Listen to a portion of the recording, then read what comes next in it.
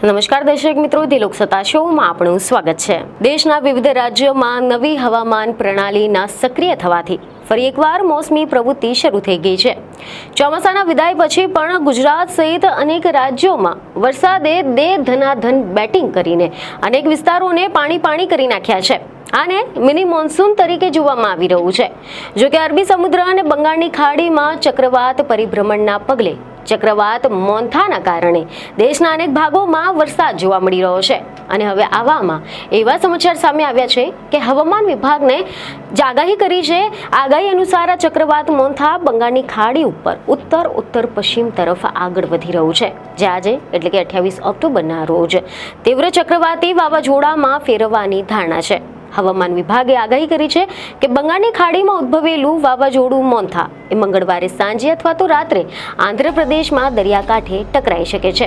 આ દરમિયાન 90 થી 100 કિલોમીટર પ્રતિ કલાકની ઝડપે પવન ફૂંકાવાની શક્યતા છે। વાવાઝોડું આજે એટલે કે 28 ઓક્ટોબરની સવારે પણ તીવ્ર થવાની આશંકા છે। આ 28 ઓક્ટોબરની સાંજે અથવા તો રાત્રે આંધ્રપ્રદેશના મછલીપટ્ટનમ કલિંગપટ્ટનમ વચ્ચે કાકીનાડાની આસપાસ દરિયાકાંઠાને ટકરાઈ શકે છે। ચક્રવાતની અસરથી ઓડિશામાં આવતા 2 થી 3 દિવસ દરમિયાન ભારે વરસાદની શક્યતા રહે છે। એટલે કે આ વાવાઝોડું આગળ વધીને તીવ્ર રૂપ ધારણ કરશે અને આજે શક્તિશાળી સિવિયર સાયક્લોનમાં ફેરવાઈ જાય તેવી આગાહી છે, જેથી હવામાન વિભાગે પણ ઓડિશા, પશ્ચિમ બંગાળ અને આંધ્રપ્રદેશ જેવા અનેક રાજ્યોમાં ભારે વરસાદની ચેતવણી જાહેર કરી છે। ચક્રવાત મોન્થાના કારણે ભારે પવનો અને દરિયામાં ઊંચા મોજા ઉછળી શકે છે। આના પરિણામે નીચાણવાળા વિસ્તારોમાં પૂરનું જોખમ વધી શકે છે। લોકોને સાવધાન રહેવા માટે અપીલ કરવામાં આવી રહી છે। મોન્થા વાવાઝોડાની અસરના કારણે દક્ષિણ ભારતના કેરળ, કર્ણાટક, તમિલનાડુ, આંધ્રપ્રદેશ અને પશ્ચિમ બંગાળના દરિયાકાંઠાના વિસ્તારોમાં 90 કિલોમીટર પ્રતિ કલાકની ઝડપે પણ પવન ફૂંકાઈ શકે છે અને ભારે વરસાદની આગાહી કરવામાં આવી છે। આની અસર ગુજરાત, મુંબઈ અને ગોવા સહિત મહારાષ્ટ્રના વિવિધ વિસ્તારોમાં પણ આની સાથે જ ઉત્તર પૂર્વીય રાજ્યોમાં પણ અનુભવાશે, જેથી કરીને આગામી 48 થી 72 કલાક સુધી દરિયાકાંઠાના વિસ્તારોથી દૂર રહેવા માટે ચેતવણી જારી કરવામાં આવી છે। બંગાળની ખાડીમાં ઉઠેલા તોફાની આજે મોન્થા છે, આ મોન્થા ચક્રવાત અને અરબ સાગરની ઉપર બની રહેલા ભારે દબાણે દેશના હવામાનની સ્થિતિને બદલી નાખી છે।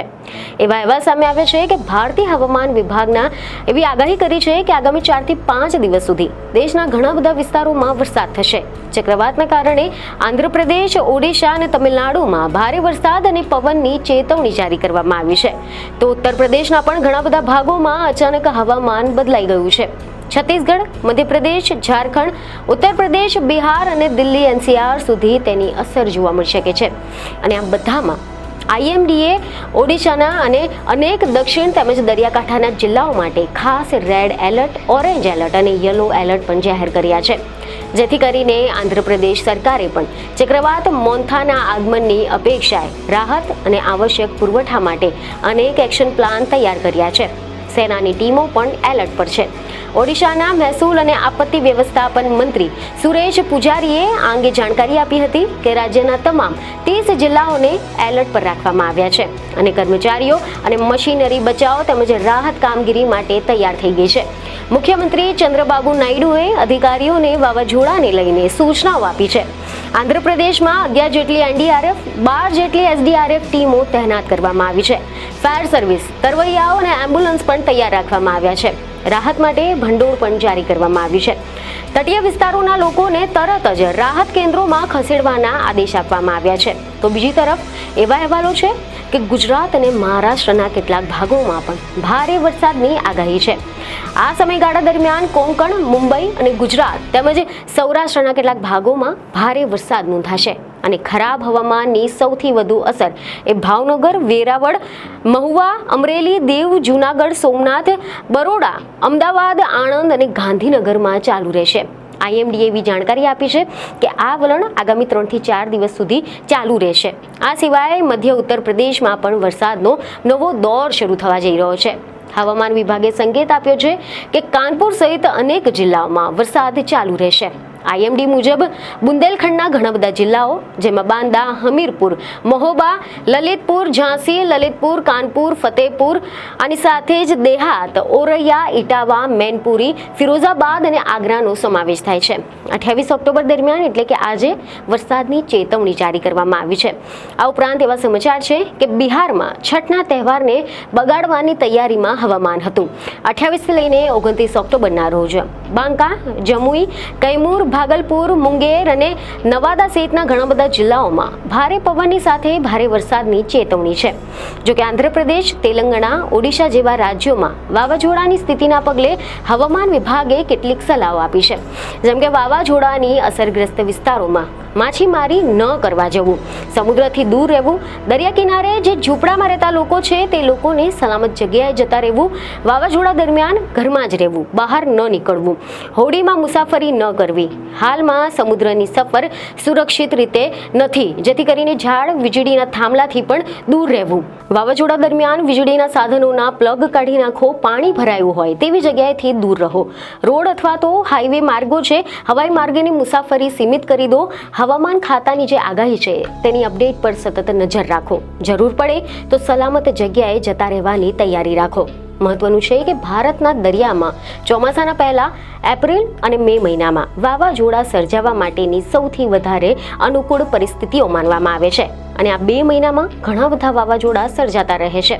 ભારતની ખાનગી હવામાન એજન્સી એટલે કે સ્કાયમેટના જણાવ્યા પ્રમાણે અરબી સમુદ્ર કરતાં સામાન્ય રીતે બંગાળની ખાડીમાં વાવાઝોડા વધારે બનતા હોય છે. વાવાઝોડાની તીવ્રતા કેટલી હશે તેનો આધાર જે તે જગ્યાના તાપમાન પર રહ્યો છે. તમે જણાવી દઈએ કે પાણી અને હવાના તાપમાનના કારણે આજે સર્જાતા લો પ્રેશર છે, આના કારણે વાવાઝોડા બનતા રહે છે અને તેના અનુસાર તેની તીવ્રતા પણ વધતી અને ઘટતી રહે છે. એવા અહેવાલ છે કે weather.comના એક અહેવાલમાં એવી જાણકારી આપવામાં આવી છે કે ગત વર્ષે પશ્ચિમ કાંઠે ત્રાટકેલા વાવાઝોડા નિસર્ગના નિર્માણ દરમિયાન પાણીની સપાટીનું તાપમાન 32 ડિગ્રી સેલ્સિયસ હતું અને ભારતીય હવામાન ખાતાના રિપોર્ટ અનુસાર અરબ સાગર ક્ષેત્રના તાપમાનમાં 1981 થી લઈને 2010ના સમયગાળામાં સરેરાશ તાપમાનની સરખામણીમાં 0.36 સેલ્સિયસનો વધારો જોવા મળ્યો હતો અને દરેક વાવાઝોડાની શક્તિનો સ્ત્રોત એ સપાટીનું તાપમાન હોય છે. હવે આપણે જાણીએ કે આ મોન્થા નામનો અર્થ શું થાય છે અને આ નામ કયા દેશે આપ્યું છે અને તેનું નામકરણ કરવાની પ્રક્રિયા શું હોય છે.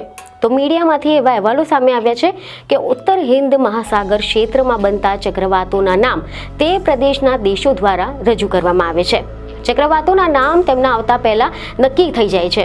તેવી જ રીતે મોન્થા નામ થાઈલેન્ડ દ્વારા સૂચવવામાં આવ્યું હતું, જે ઉત્તર હિન્દ મહાસાગરના ક્ષેત્રોમાં ચક્રવાતના નામકરણનો ફાળો આપતા 13 સભ્ય દેશોમાંનો એક છે. અને મોન્થા એ થાઈ શબ્દ છે જેનો હિન્દીમાં અર્થ સુગંધિત ફૂલ અથવા તો સુંદર ફૂલ થતો હોય છે.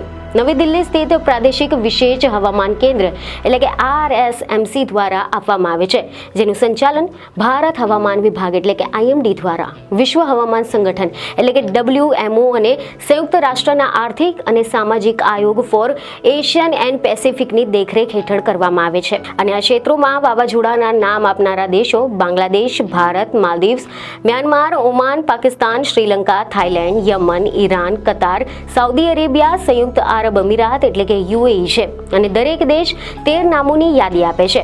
આ નામો મળીને 169 નામોનું સમૂહ બનાવે છે અને જ્યારે નવું ચક્રવાત રચાય છે ત્યારે IMD યાદીમાંથી આગળનું નામ પસંદ કરે છે અને આ વખતની જેમ થાઈલેન્ડ દ્વારા આપવામાં આવેલી આ યાદીમાં મોન્થા નામ આપવામાં આવ્યું છે. તો આ હતી દેશના હવામાન અને વાવાઝોડાને લગતી મહત્વની જાણકારી. તો આશા છે કે આ માહિતી તમને અગત્યની લાગી હશે, જેથી અમારા વિડીયોને લાઇક અને શેર જરૂરથી કરજો. બીજને ખબરો સાથે ફરી મળીશું. ધન્યવાદ.